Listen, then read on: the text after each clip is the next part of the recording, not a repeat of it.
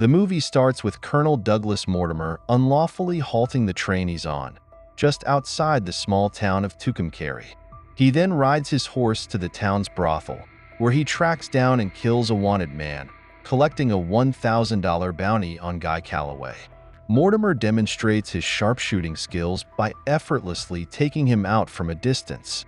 After claiming the reward, he asks the sheriff about another criminal, Red Baby Kavanaugh, who has a $22,000 bounty and was last seen in White Rocks. The sheriff informs Mortimer that Kavanaugh is already being hunted by a mysterious stranger known as Manco, meaning one-handed in Spanish and Italian. Manco, portrayed by Clint Eastwood, rides into town and finds Kavanaugh at a saloon playing poker. Manco kills Kavanaugh and his men, then collects the bounty.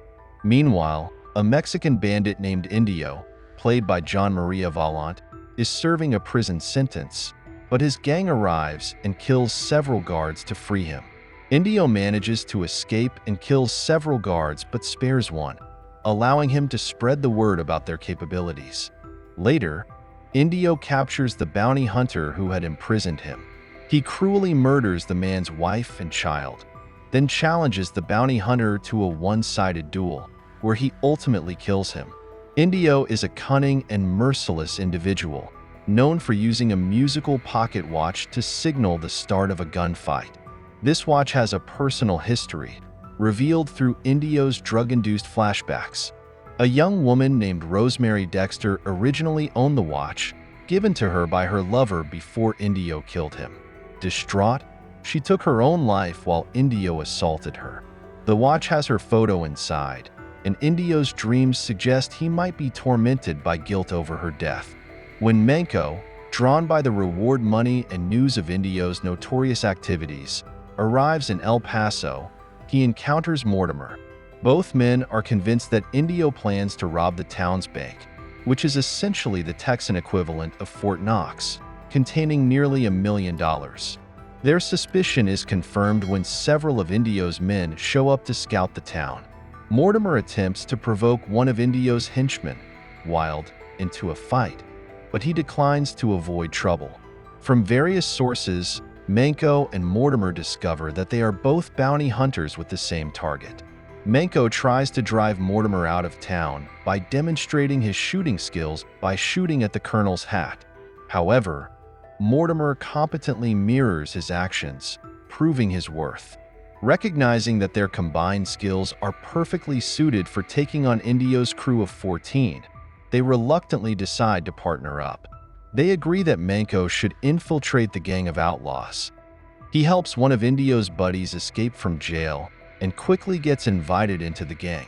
Indio sends Manco and a few men to rob the Santa Cruz Bank as a distraction to pull the sheriff and his deputies away from El Paso. Manco kills the men he's with and uses a fake telegraph alarm as the diversion instead. Manco heads to El Paso to help Mortimer bring down Indio, but the plan fails, and the gang successfully robs the bank and escapes with the money. Manco tries to cut ties with Mortimer, but Mortimer persuades him otherwise. When Manco rejoins Indio, he convinces him to avoid the route that Mortimer had planned. The gang arrives in the small border town of Agua Caliente, where Manco is surprised to find Mortimer already waiting for him. The hunchback recognizes the colonel from their previous encounter and forces a confrontation, which ends with the colonel killing him.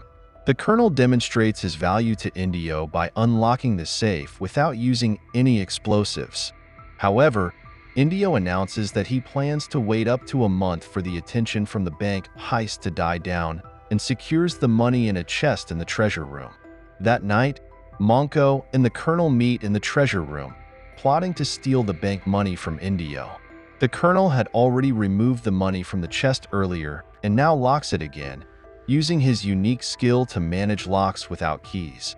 When they exit the treasure room via the roof because the door is locked, they discover that the bandits are outside waiting. Aware that Manco is actually a bounty hunter and the colonel is his accomplice. Just before Manco jumps down, he discreetly tosses the bag with the money into a tree. After they descend, Indio's gang brutally beats them. Later, Indio checks the chest and finds it still locked, leading him to believe that Monko and the colonel never stole the money. That same night, on Indio's orders, his right-hand man Nino kills the guard keeping an eye on Monko and the colonel, setting them free. Indio holds Aldo Samuel responsible for their escape and kills him. He informs his crew, sending them after the escaped bounty hunters.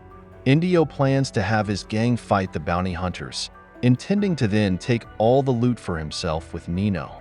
Nonetheless, groggy Luigi, who is smarter, realizes Indio's plan and kills Nino. He forces Indio to open the chest, discovering it is empty. Indio persuades Groggy to team up with him to trap the bounty hunters. Meanwhile, Moo and Mortimer shoot down the gang members one by one in the town streets. Alone, Mortimer shoots Groggy when he tries to escape, but then Indio shoots the gun out of Mortimer's hand. Indio then takes out his pocket watch, starting a duel. As the chime nears its end, Moo appears with a similar pocket watch playing the same tune, which Mortimer notices was taken from him earlier. At this moment, Moo points a Henry rifle at Indio and hands Mortimer his gun belt and pistol, leveling the playing field. "Now we begin," Moo declares, and he sits down while Mortimer and Indio face off.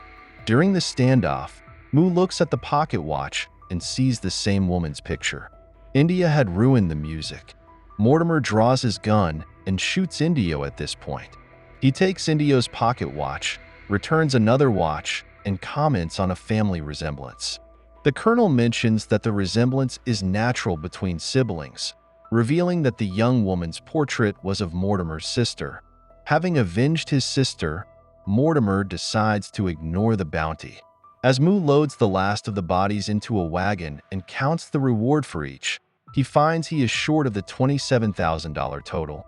He then turns and shoots Groggy, who had survived and was lying in wait.